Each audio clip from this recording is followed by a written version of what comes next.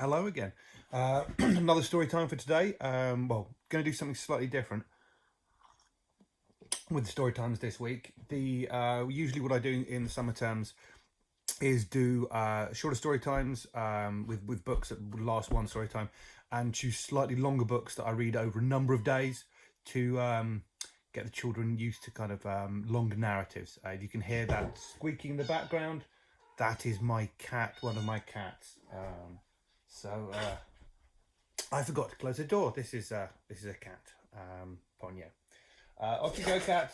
I'm going to do a story time.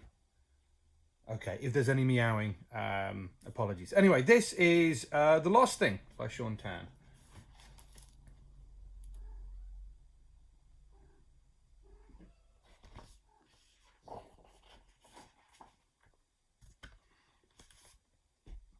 So, you want to hear a story? Well, I used to know a whole lot of pretty interesting ones. Some of them so funny, you'd laugh yourself unconscious. Others so terrible, you'd never want to repeat them. But I can't remember any of those. So, I'll just tell you about the time that I found the lost thing. This all happened a few summers ago, one rather ordinary day by the beach. Not much was going on. I was, as usual, working tirelessly on my bottle top collection and stopped to look up for no particular reason. And that's when I first saw the thing.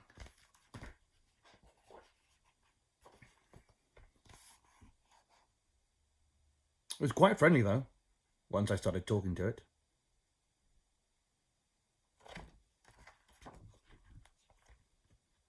I played with the thing for most of the afternoon. It was great fun, yet I couldn't help feeling that something wasn't quite right. As the hours slouched by, it seemed less and less likely that anybody was coming to take the thing home. There was no denying the unhappy truth of the situation. It was lost.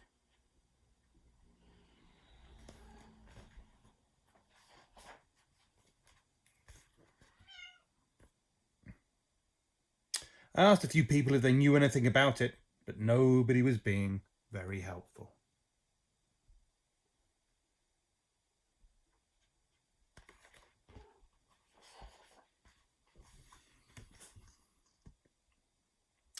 I took the lost thing over to Pete's place.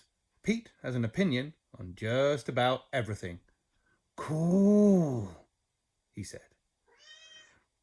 I'm trying to find out who owns it, I told him. I don't know, man, said Pete. It's pretty weird. Maybe it doesn't belong to anyone. Maybe it doesn't come from anywhere. Some things are like that. He paused for dramatic effect. Just plain lost.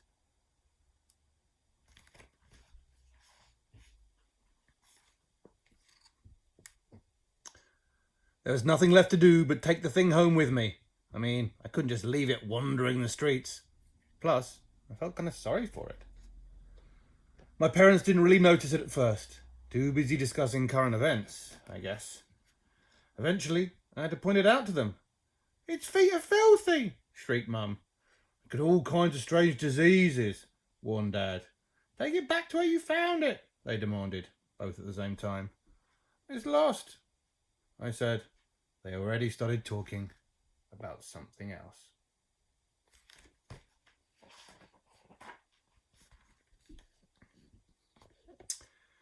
I hid the thing in our back shed and gave it something to eat once I found out what it liked.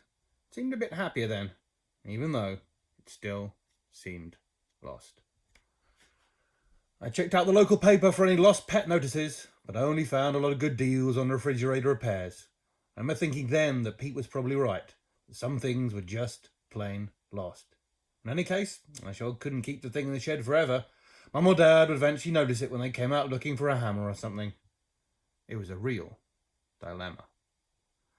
I was wondering what to do when a small advertisement on the last page of the paper happened to catch my eye.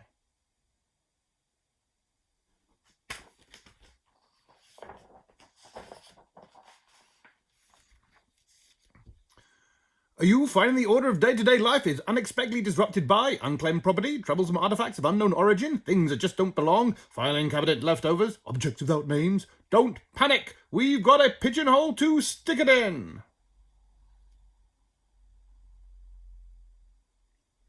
The next morning, we caught a tram into the city.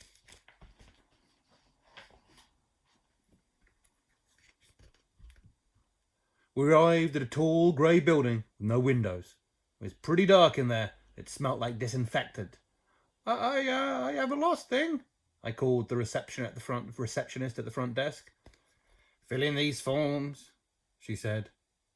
The lost thing made a small, sad noise.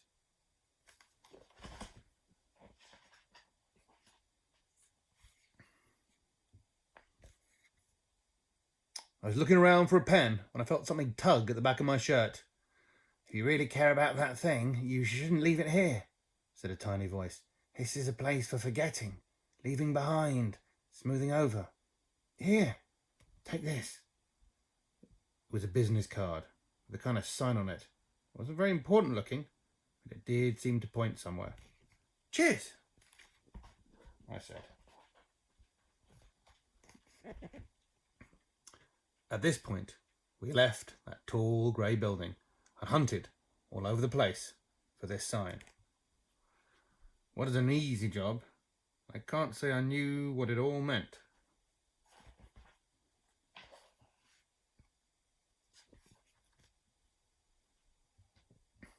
Eventually, we found what seemed to be the right place in a dark little gap of some anonymous little street.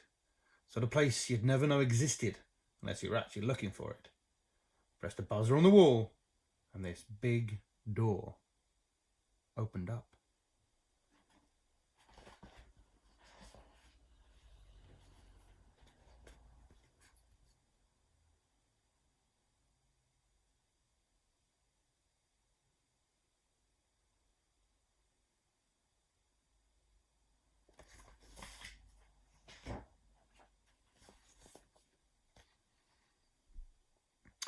I don't know what to think. The lost thing made an approving sort of noise. Seemed as good a time as any to say goodbye to each other. So we did. Then I went home to classify my bottle top collection. Well, that's it. That's the story. Not especially profound, I know, but I never said it was. And don't ask me what the moral is. I mean, I can't say that the thing actually belonged in the place where it ended up. In fact, none of the things there really belonged. They all seemed happy enough, though, so maybe that didn't matter. I don't know.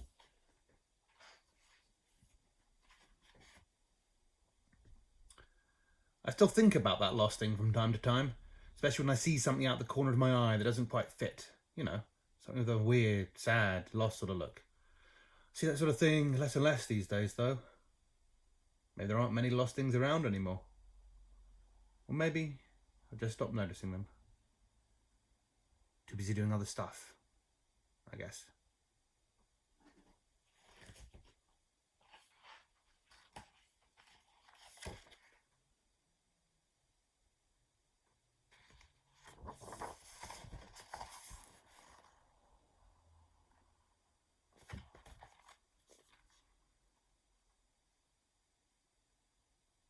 There we go.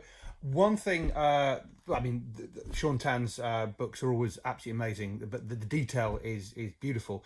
One thing about having this on a computer is that you can probably, if you know what you're doing, actually zoom in, because some of the details and some of the little bits on each page are absolutely phenomenal.